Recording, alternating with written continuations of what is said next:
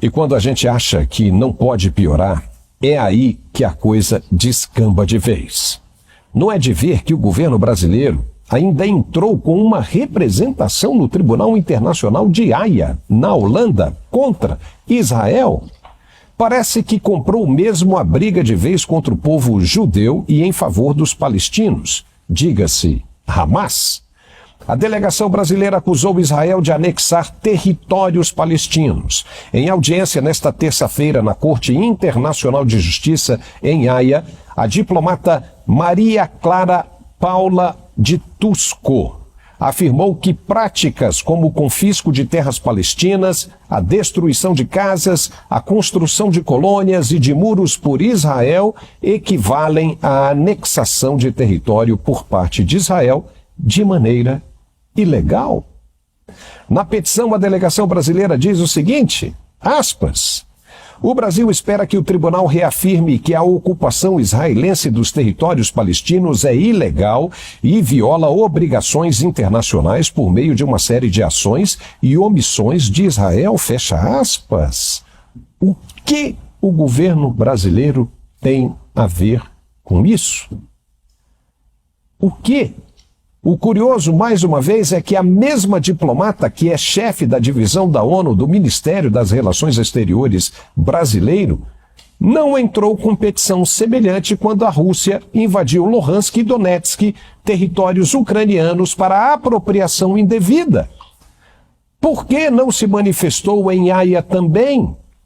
Há quem diga que essa atitude de Lula de comparar Israel ao ditador alemão não passa de mais uma cortina de fumaça para esconder o que está verdadeiramente por trás da fuga de 2 criminosos, integrantes do Comando Vermelho que estavam detidos em um presídio de segurança máxima em Mossoró, no Rio Grande do Norte.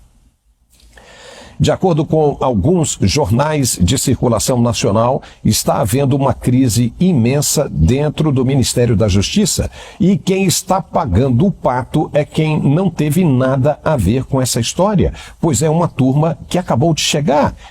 Está, assim, respingando sobre a imagem do ministro Ricardo Lewandowski, que assumiu recentemente e foi logo premiado com uma situação de fuga inexplicável. E aí, como dito pelos jornais, está havendo internamente uma guerra de narrativas. De um lado, a turma que chegou afirma ter encontrado o sistema totalmente detonado por falta de atenção e investimento, preste bem atenção, na gestão do antigo ministro Flávio Dino, que era o responsável pela pasta.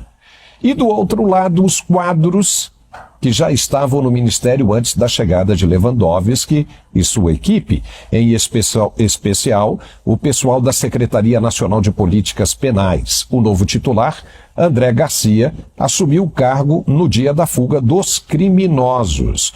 Só lembrando que essa foi a primeira vez que houve uma fuga de um presídio de segurança máxima desde que o sistema foi criado em 2006 e acontece justamente no governo do presidente Lula, que teve como gestor da pasta um ministro apontado por vários setores da sociedade, inclusive pelo Congresso, alguns deputados e senadores de oposição, de ter uma proximidade muito grande com a mesma organização criminosa a qual os fugitivos pertencem. Entendeu?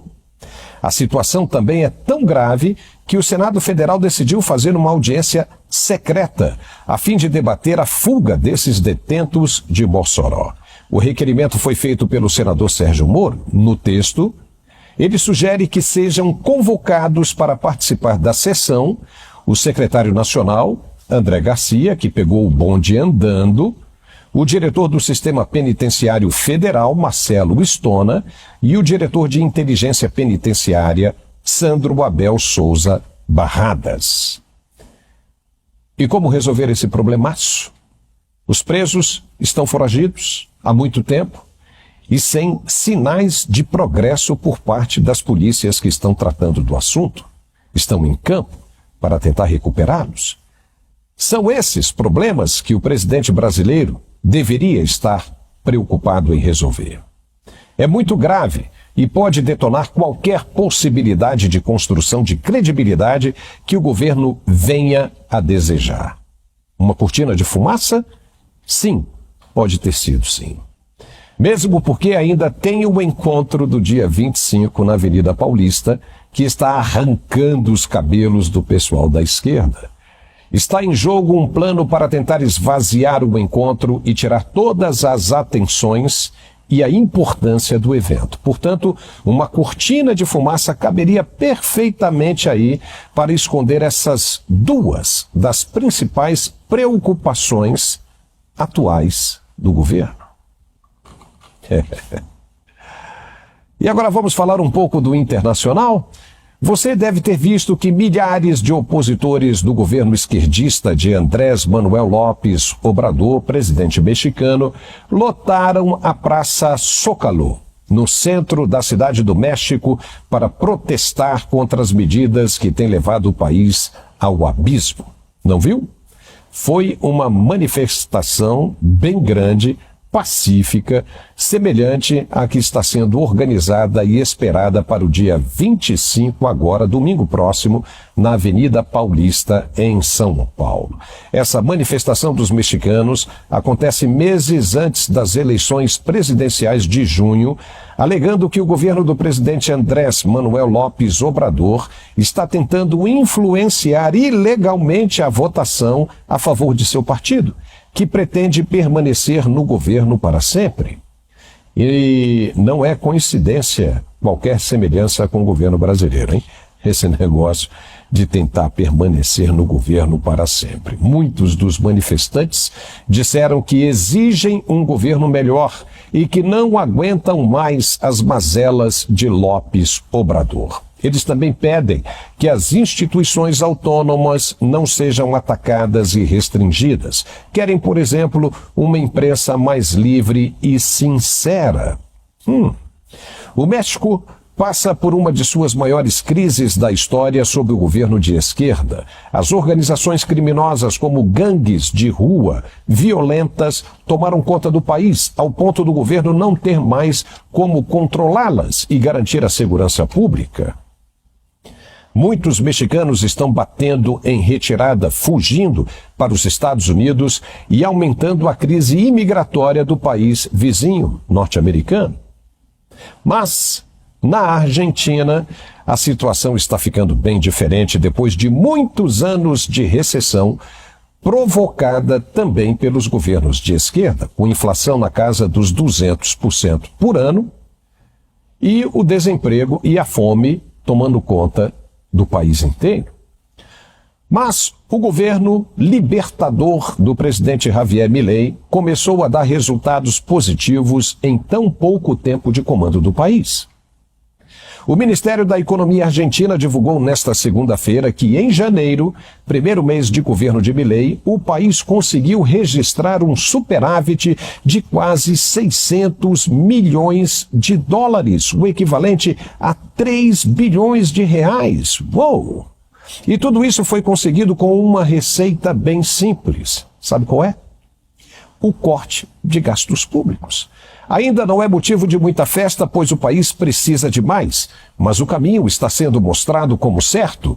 Milei também prometeu zerar o déficit público argentino e, ao contrário do que acontece no Brasil, por lá ele está conseguindo. Já os brasileiros acreditam que gastar mais impulsiona a economia. Com o governo aumentando o déficit, vai conseguir chegar ao crescimento econômico por causa da pressão. Onde já se viu isso?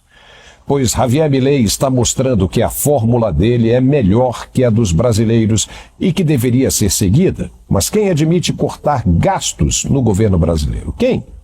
O superávit da Argentina no mês de janeiro foi o primeiro em 12 anos de paulada na economia. 12 anos acumulando dívidas. E só agora, com essa receita simples, vai começar a sobrar dinheiro para tirar o país da miséria e da fome. Isso é seriedade de compromissos. Ficamos hoje por aqui com esse programa. Se você gostou, nos dê um like, comente e compartilhe também, por favor. Muito obrigado pela sua companhia e nos vemos de novo na próxima. Até lá!